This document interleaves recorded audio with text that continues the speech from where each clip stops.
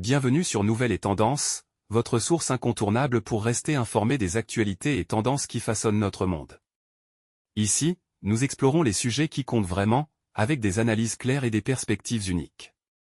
Abonnez-vous à notre chaîne et n'oubliez pas d'activer la cloche pour recevoir toutes les notifications en temps réel. Rejoignez-nous et restez toujours à jour avec les informations qui font la différence. La période de Noël est censée être un moment de joie et de célébration. Les familles se réunissent, les amis échangent des cadeaux, l'air est rempli du parfum du sapin et de la cannelle. Mais le 20 décembre 2024, l'atmosphère festive de Magdebourg, en Allemagne, a été brisée par un horrible acte de violence. Alors que les acheteurs parcoururent les étals du marché de Noël de la ville, une voiture a foncé dans la foule. Le véhicule, conduit par un agresseur solitaire, a percuté des victimes sans méfiance, laissant derrière lui un carnage. L'attaque a fait 5 morts et plus de 200 blessés, dont beaucoup dans un état critique. L'auteur, rapidement appréhendé par les autorités, a été identifié comme étant Taleb A, un psychiatre saoudien de 50 ans vivant en Allemagne depuis 2006. L'attaque a provoqué une onde de choc en Allemagne et au-delà, soulevant des questions urgentes sur les motivations d'une telle violence insensée. L'attaque de Magdebourg nous rappelle brutalement que même au cœur de l'Europe, la période des fêtes n'est pas à l'abri de la menace terroriste.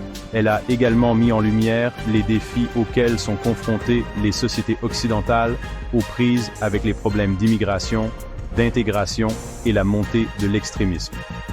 Les sections suivantes approfondiront le profil du suspect, Taleb A, ses motivations possibles et le contexte sociétal plus large dans lequel cette tragédie s'est produite.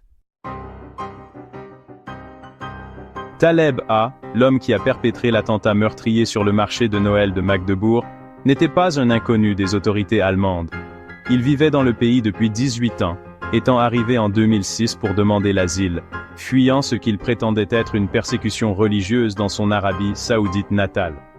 Taleb A s'est présenté comme un ancien musulman ayant renoncé à sa foi et devenu athée, une décision qui, selon lui, a fait de lui une cible dans son pays d'origine.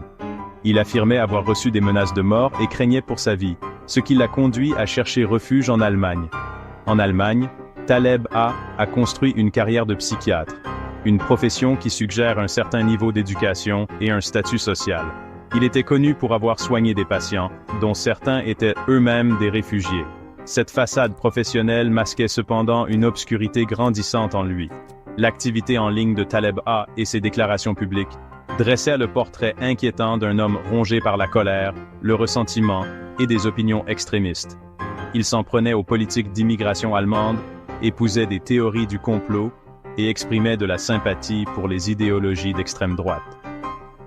L'homme qui s'était autrefois présenté comme une victime de persécution était devenu un auteur de terreur.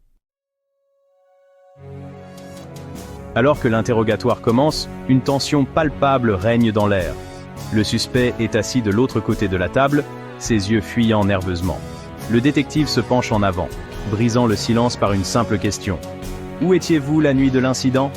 Le suspect hésite, sa voix à peine plus haute qu'un murmure alors qu'il répond « J'étais chez moi, seul. » Le détective ne rompt pas le contact visuel, scrutant chaque mouvement. « Quelqu'un peut-il le confirmer ?» demande-t-il d'un ton sec. Le suspect secoue la tête. « Non, il n'y a personne. Je vis seul. » La pièce se refroidit, le poids de la conversation devenant oppressant. Le détective glisse une photographie sur la table. « Reconnaissez-vous ceci ?» Le visage du suspect pâlit et il balbutie. « Je ne sais pas.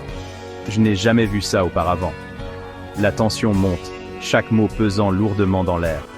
L'interrogatoire se poursuit, chaque question levant des couches d'incertitude et de peur. L'histoire du suspect commence à se déliter, et avec elle, la vérité glaçante commence à émerger. La communauté s'est retrouvée en proie à une tension inquiétante. La peur et la suspicion ont commencé à s'insinuer dans le tissu de la vie quotidienne. Les gens ont commencé à regarder par-dessus leur épaule, remettant en question la sécurité de leur environnement autrefois familier.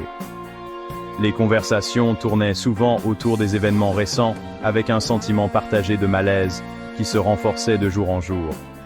C'était une époque où les ombres semblaient un peu plus sombres et où la confiance se faisait rare. Et les réactions à la terreur étaient aussi variées que les individus eux-mêmes. Certains se sont rassemblés, trouvant la force dans l'unité et le soutien. D'autres se sont repliés sur eux-mêmes, accablés par l'ampleur de l'incident. Il y avait ceux qui cherchèrent des réponses, exigeant des actions et des comptes à rendre, tandis que d'autres étaient paralysés par la peur, incapables d'aller de l'avant. Chaque réaction dressait un tableau vivant d'une communauté aux prises avec sa nouvelle réalité. Au milieu du chaos, un profond besoin de compréhension a émergé. Les gens voulaient en savoir pourquoi cela s'était produit, comment cela aurait pu être empêché et ce qui pouvait être fait pour s'assurer que cela ne se reproduise plus jamais. Des experts ont été appelés, des discussions ont eu lieu et des théories ont été débattues. La quête de compréhension est devenue un thème central, alors que la communauté cherchait à donner un sens à l'insensé et à trouver un chemin vers la guérison. Alors que la poussière commençait à retomber, il est devenu clair qu'il s'agissait d'une tragédie complexe sans réponse facile. Les différentes facettes de l'incident étaient complexes, impliquant un réseau de facteurs qui défiaient les explications simples. C'était un rappel douloureux de la fragilité de la paix et de la nature imprévisible de la violence. En fin de compte, la communauté a été laissée aux prises avec les conséquences, à jamais changées par les événements qui s'étaient déroulés.